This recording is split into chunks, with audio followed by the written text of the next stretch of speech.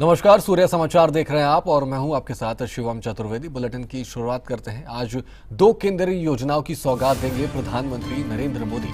दलहन मिशन और पीएमडीडीकेवाई योजनाओं की करेंगे शुरुआत। दोनों योजनाओं से किसानों को लाभ होगा। आपको बता दें कि प्रधानमंत्री मोदी किसानों से सीधा संवाद करेंगे। तो बड़ी खबर सामने आ रही है, जहां पर आज दो केंद्रीय योजनाओं की सौगात देंगे प्रधानमंत्री नरेंद्र मोदी और दलहन मिशन और पीएमडीडीकेवाई योजनाओं की करेंगे शुरुआत। दिल्ली से विनय सिंह हमारे साथ जुड़े हुए हैं। विनय, इस जानकारी को, इस कार्यक्रम को लेकर के क्या कुछ जानकारी है और दो जो योजनाएं आज प्रधानमंत्री मोदी सौगात के तौर पर देने वाले हैं, इनमें क्या क्या है? बिल्कुल, पूसा इंस्टीट्यूट में प्रधानमंत्री इन दो योजनाओं की शुरुआत करने जा रहे हैं और हाल ही में कैबिनेट की बैठक हुई थी। उस कैबिनेट की बैठक में इन दोनों योजनाओं को मंजूरी मिली थी, जिसकी शुरुआत आज प्रधानमंत्री करने जा रहे हैं। इन दोनों योजनाओं की अगर हम बात करें तो इसमें दलहन आत्मनिर्भर मिशन और साथ ही साथ प्रधानमंत्री धन धान्य किसान योजना है।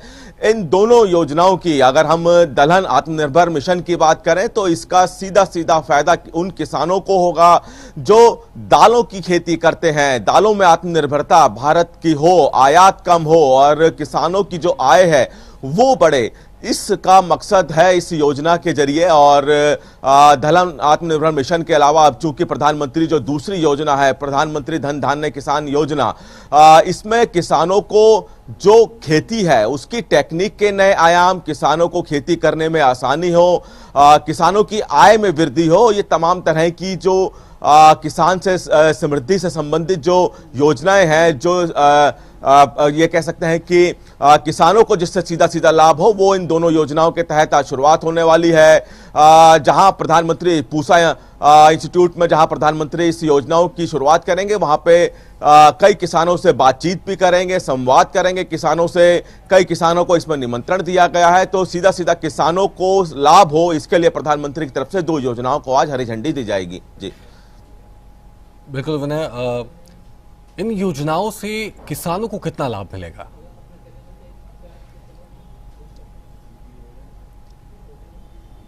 देखिए, दलहन आत्मनिर्भर मिशन की जहां तक बात की जाए तो जो किसान दालें लगाते हैं, दलहन की खेती करते हैं, उनको लाभ होगा। और अब चूंकि रबी की फसल का मौसम है और ऐसे में किसानों को ये सौगात प्रधानमंत्री की दलहन आत्मनिर्भर मिशन की तरफ से दी जाना, क्योंकि इसका सीधा जो मकसद है आयात पे निर्भरता कम करना, यानी कि देश में ही इतनी दाल का उत्पाद करना कि बाहर से दाल ना मंगानी पड़े। अच्छी क्वालिटी, अच्छी उर्वरकता के इस्तेमाल के साथ किसानों को बाकायदा टेक्निक के बारे में भी जानकारी दी जाएगी कि किस टेक्निक के जरिए, किस टेक्निक को अपनाकर किसान अच्छी दालों की खेती कर सकते हैं, ताकि दालों की जो उत्पादन क्षमता है वो बहुत ज्यादा हो सके। सीमित जमीन पर दालों की जो क्षमता है वो कैसे बढ़े, वो इस टेक्निक के जरिए बताया जाएगा। वहीं दूसरी तरफ अगर हम धन धान्य किसान योजना की बात करें तो किसानों को किस तरह से आधुनिक टेक्निक, क्योंकि अन्य जो फसलें हैं उनमें क्या बदलाव किया जाए, किस मौसम में कौन सी फसल उगाई जाए, किस तरह की जमीन में किस तरह की फसल उगाई जाए, अगर जमीन उपजाऊ नहीं है तो उसको उपजाऊ कैसे बनाया जाए, ये तमाम तरह की टेक्निक का इस्तेमाल इन दोनों योजनाओं के जरिए किया जाएगा, ताकि किसानों को आत्मनिर्भरता के साथ साथ होने वाली जो आय है उसमें भी वृद्धि हो सके। जी धन्यवाद विनय, तमाम जानकारियों के लिए। आगे भी आपके पास आएंगे, आप बने रहिए हमारे साथ। खबरों में आगे बढ़ते हैं। दिल्ली बिहार विधानसभा चुनाव को लेकर बीजेपी की बड़ी बैठक होगी और केंद्रीय मंत्री जेपी नड्डा के आवास पर यह बैठक होगी, जिसमें बैठक में बीजेपी के कई बड़े नेता मौजूद होंगे। आपको बता दें कि उम्मीदवारों के नाम पर चर्चा हो सकती है। तो बड़ी खबर सामने आ रही है दिल्ली से, जहां पर दिल्ली में बिहार विधानसभा चुनाव को लेकर के बीजेपी की बड़ी बैठक होगी, जिसमें केंद्रीय मंत्री जेपी नड्डा के आवास पर यह बैठक होने वाली है और बैठक में बीजेपी के कई नेता मौजूद रहेंगे। वहीं इस बैठक में उम्मीदवारों की जो लिस्ट है वो सामने आ सकती है।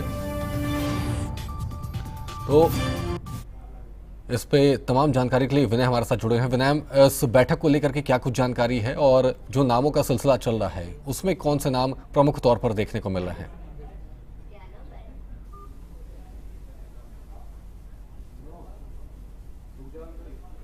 बैठक बिहार बीजेपी नेताओं की है, जिसमें सम्राट चौधरी, दिलीप जायसवाल जैसे बड़े बिहार के जो नेता हैं वो इस बैठक में शिरकत करते हुए दिखाई देंगे। वहीं विनोद तावड़े जो कि बिहार बीजेपी प्रभारी और धर्मेंद्र प्रधान जो कि बिहार विधानसभा चुनाव बीजेपी प्रभारी हैं, वो इस बैठक में शिरकत करेंगे।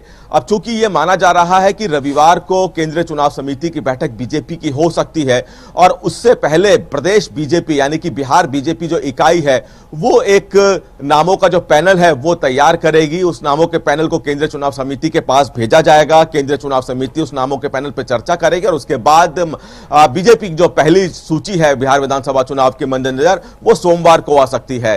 तो आज जो बैठक होने वाली है वो बिहार बीजेपी की तरफ से नाम अलग अलग विधानसभा सीटों में, क्योंकि 2 चरणों में बिहार में चुनाव होने हैं, पहले चरण के जो नामांकन है वो प्रक्रिया शुरू हो चुकी है। तो ऐसे में बीजेपी बिहार जो इकाई है वो अपने स्तर पर नामों का पैनल देगी, जिसपे कल रविवार को केंद्रीय चुनाव समिति बीजेपी की चर्चा करेगी और इसीलिए बैठक अहम मानी जा रही है कि इसमें ऐसे भी नामों की चर्चा संभव है जो कि बीजेपी के सहयोगी दलों के राजनीतिक पार्टियों के भी हैं, क्योंकि माना जा रहा है कि जो बीजेपी की पहली लिस्ट होगी उसमें बीजेपी के जो सहयोगी दल हैं उनके उम्मीदवारों के भी नाम होंगे। तो इसलिए देखना होगा कि जो कल सीएसी की बैठक दिल्ली में होगी उसमें कितने नामों पे मोहर लगती है, क्योंकि पहली जो लिस्ट है वो बीजेपी सोमवार को जारी कर सकती है। तकरीबन 121 विधानसभा सीटों पर पहले चरण में चुनाव है, तो कितनी सीटों को लेकर बीजेपी लिस्ट जारी करती है या सारे, क्योंकि अपने सहयोगी दलों को भी बीजेपी को सीटें देनी है, तो कितनी लिस्ट नामों पर चर्चा होती है ये देखना होगा।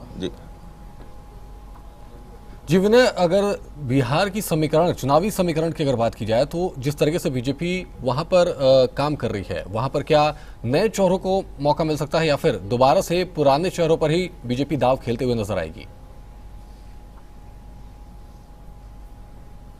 और बिल्कुल कई बदलाव इस बार बीजेपी की लिस्ट जारी होगी उसमें कई चौंकाने वाले नाम भी होंगे, क्योंकि बीजेपी लगातार ये कहती रही है, ना सिर्फ बिहार विधानसभा चुनाव, चाहे कोई भी चुनाव हो, बीजेपी ये कहती रही है कि जो कर्मठ है, जो बीजेपी के लिए लगातार जमीन पर काम करता रहा है, उसको बीजेपी हमेशा मौका देती है। इससे पहले भी कई विधानसभा चुनाव, चाहे लोकसभा चुनाव हो, उसमें देखने को मिला है कि कई सीटों पे नाम चौंकाने वाले होते हैं।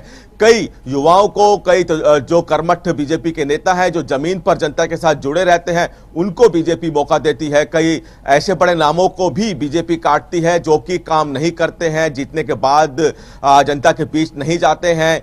तो ऐसे ही नामों को लेकर हमेशा समय भी लगता है, लेकिन बीजेपी का कहना है कि चुनाव जीतना और जनता के दिल में रहना बीजेपी का पहला मकसद है। इसलिए उन लोगों को प्राथमिकता दी जाएगी जो जनता के बीच में रहकर जनता के लिए काम करते हैं, बीजेपी की नीतियों पर विश्वास रखते हैं और लंबे समय से बीजेपी से जुड़े हुए हैं।